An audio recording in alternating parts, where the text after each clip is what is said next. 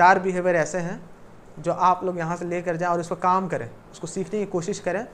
और अगर आप लोगों के अंदर ये 4 बिहेवियर आ जाएंगे तो उसके बाद आप लोगों को क्या होगा कि ऐसे एटीट्यूड आप लोगों के अंदर नहीं होंगे, रॉन्ग एटीट्यूड से आप बच जाएंगे।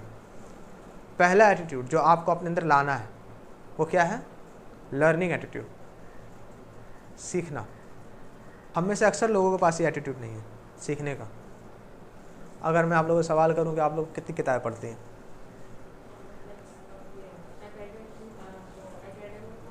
ना इस तरह अदर्स, एक भी ज़्यादातर नहीं, ये टेस्टर्स है। अगर मैं पूछूं कि ट्रैवल जब आप लोग करती हैं या तो आपके बैग में कितनी किताबें होती हैं? अक्सरियत के पास एक भी किताबें नहीं होती। एक पॉइंट याद रखिएगा, बंदा उन चीज़ों को कैरी करता है जिसकी उसके सबसे ज़्यादा ज़रूरत है। हम जब किसी चीज़ को कैरी नहीं करें, किताबों को, यानी हमें सीखने की ज़रूरत ही नहीं है। कामयाबी लॉटरी नहीं होती है कि रात को आप सोएं और सुबह उठे तो कामयाब हो गए। ये गोरे जो कामयाब हुए हैं, ये क्यों कामयाब हुए हैं? क्योंकि जब मुसलमान सो रहे थे तो ये लोग हमारे बुज़ुर्गों की किताबें पर रिसर्च कर रहे थे, पढ़ रहे थे, सीख रहे थे। Learning attitude. हमारे जो बुज़ुर्ग हैं, आपको पता है कि अल्लाह के रसूल की एक हदीस सीखने के लिए वो कई महीने भूखे सफ़र कर लेते थे। और आज देखिए क़यामत तक उन लोगों का नाम अल्लाह ताला ने बाकी रख दिया, रखा कि नहीं? ये क्या है? Learning attitude. अपने अंदर क्या होना चाहिए? सीखने का जज्बा। कम से कम एक किताब मैं रिकमेंड करूँगा, कोई भी किताब आप लें, एक रूटीन बनाए कि मुझे 10 सफ़र डेली पढ़ना है, ज़्यादा नहीं पढ़ना है, 10 पढ़ना है, डेली पढ़ना है। इस तरह आप लोगों के अंदर सीखने की सलाहियतें क्या होंगी? बढ़ती चली जाएंगी। दूसरे एटीट्यूड लिखिए, लर्निंग एटीट्यूड, खुश अखलाक़ी। अल्लाह के रसूल सल्लल्लाहु अलैहि वसल्लम की हदीस है कि तुम में से बेहतर वो है जो अखलाक़ में अच्छा है। और क़यामत के दिन नामा अमाल में सबसे बेहतर चीज़ क्या होगा? सबसे बेहतरीन चीज़ होगी वो अखलाक़ होगी। अखलाक़ कहते किसको है? देखिए एक बात याद रखिएगा, जब तक अल्लाह के रसूल सल्लल्लाहु अलैहि वसल्लम की हम लोग पूरी ज़िंदगी नहीं पढ़ेंगे, हमारे अंदर अच्छा अखलाक़ पैदा नहीं हो सकता। अखलाक़ ये है कि कोई आपसे बुरा बर्ताव करे, आप उसको अच्छा बर्ताव करेंगे। क्यों? क्योंकि आपके पास अच्छा बिहेवियर रखा हुआ है। जो चीज़ रखी हुई वही चीज़ आप देंगी। अखलाक़ इसको कहते हैं। दुनिया में 2 बैंक हैं और 2 बैंक आप लोगों के पास भी खुलेंगे। पहला बैंक है मनी बैंक और दूसरा है पीपल बैंक। मनी बैंक की उम्र ज़्यादा नहीं होती, ठीक है, लेकिन पीपल बैंक यानी लोगों का ग्रोह, कि लोग आपको जान रहे हैं, लोगों की उम्मीदें आपसे वाबस्ता हैं, इसकी उम्र बहुत ज़्यादा होती है। और कई ऐसे आपका अगर नियत में और खुलूस हो तो अल्लाह ताला क़यामत तक रख देता है इन चीज़ों को, है ना। और पीपल बैंक बढ़ता किससे है? अखलाक से। आपकी अखलाक जितनी अच्छी होती जाएंगी, आपके लोगों का पीपल बैंक उतना बढ़ता जाएगा। दुनिया में मुझे लगता है कि एक ऐसा शोबा है जिस पर अल्लाह का ख़ास करम है, वो है उलमा का।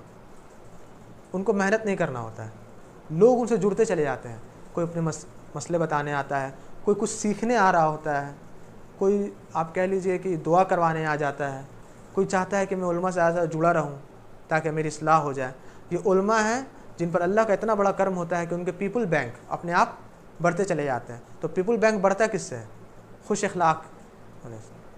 आपके अखलाक, हमारे जो पुराने बुज़ुर्ग होते थे हमारे, तो उनको हमारे इलाके के या फिर हमारे गली मोहल्ले के तमाम घर की औरतें जानती थी। क्यों? क्योंकि वो बुज़ुर्ग जो होते थे, किसी के घर में कुछ परेशानी फ़ौरन पहुंच जाते थे, तीमारदारी करते थे, लोगों से मिलते। और ये चीज़ें आज ख़त्म हो गई है। आज लोग एक दूसरे को जान नहीं रहे। खुश अखलाक होना इसको ही कहते हैं, ठीक है। तीसरा एटीट्यूड लिखिएगा, प्रोग्रेसिव एटीट्यूड, आगे बढ़ने का रवैया। एक स्टोरी है, रियल स्टोरी। पाकिस्तान में एक स्लम्स हुआ करता था, ठीक है। स्लम यानी जो झोपड़पट्टी में रहने वाला। एक दिन पाकिस्तान के एक बहुत बड़े माहिर नफ्सियात न्यूयॉर्क की किसी गली में गुजर रहे थे। वहाँ पर एक शख्स को देखते हैं, उसको बोलते हैं आर यू फ्रॉम पाकिस्तान? वो कहता है यस। मतलब विच सिटी, किस शहर से हो? वो कहता है लाहौर। वो कहते हैं किस ब्लॉक से? और कोई ब्लॉक नहीं, मैं एक झोपड़ी में रहता हूँ। कहा कि तुम न्यूयॉर्क कैसे आ गए? कहा स्कॉलरशिप से। वो चौंक गए कि तुम स्कॉलरशिप कैसे आ गए? तो उन्होंने क्या किया, उसकी पूरी एक वीडियो बनाई और सोशल मीडिया पे अपलोड की। पूरी वीडियो वायरल हो गई। मैंने वो वीडियो उसको एडिट करके मैंने रखा हुआ है, मैं ग्रुप में शेयर करूँगा, आप लोग उसको देखिएगा। उसमें ये दोनों चीज़ें आती हैं, लर्निंग एटीट्यूड भी आ जाता है और प्रोग्रेसिव एटीट्यूड भी आ जाता है। उस बंदे के बारे में मैं आपको बस कह लीजिए बहुत मुख्तसरन बतला देता हूँ कि वो झोपड़पट्टी में काम करता था। लोग एक अलग नज़र से उसको देखते थे, बुरी नज़र से, जाहिर सी बात है। उसको पता चला ये चीज़ कि लोगों में इंग्लिश बोलने वालों की बड़ी कदर है।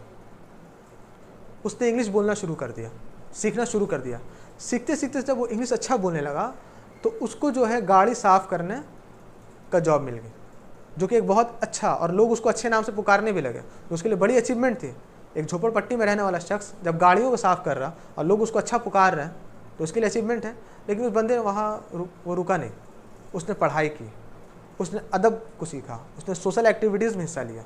करते करते करते करते अमेरिका में जब इलेक्शंस हो रहे थे तो 15 पाकिस्तानियों को सिलेक्ट किया गया था लीडरशिप स्किल सीखने के लिए, वहाँ पर बुलाया गया था, उसमें वो बंदा गया।